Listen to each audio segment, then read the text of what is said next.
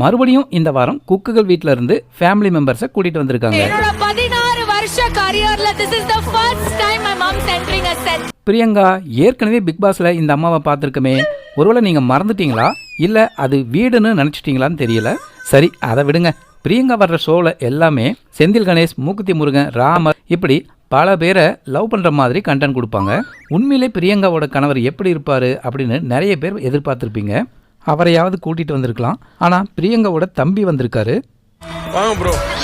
இதுவரையும் என்னை யாருமே தூக்கினதில்ல, இவன் தான் முதல் முறையா தூக்கியிருக்கான் அப்படின்னு போன வாரம் அவரோட டம்மி தம்பியை பத்தி சொல்லியிருந்தாங்க. இந்த முறை ஒரிஜினல் தம்பியே வந்துட்டாங்க. விட்டுருவாங்களா? பாவம், அவரையும் தூக்க வச்சுட்டாங்க. சரிங்க, பிக் பாஸ் வீட்டில் தான் வீட்டிலேருந்து யாராவது வந்தால் பயங்கரமாக எக்ஸைட்மெண்ட் ஆவாங்க. அது நம்மளால் புரிஞ்சிக்க முடியுது. வீட்டிலேருந்து செட்டு வரைக்கும் ஒன்றா தானே வந்திருப்பாங்க. அப்புறம் செட்டுக்குள்ளே வீட்டிலேருந்து யாராவது வந்தால் ஏன் இவ்வளவு எக்ஸைட்மெண்ட் ஆகுறாங்க? அதுவும் பிரியங்காலாம் காது கிளியை கத்திட்டு ரொம்ப டாமினேட் பண்ணுறாங்க.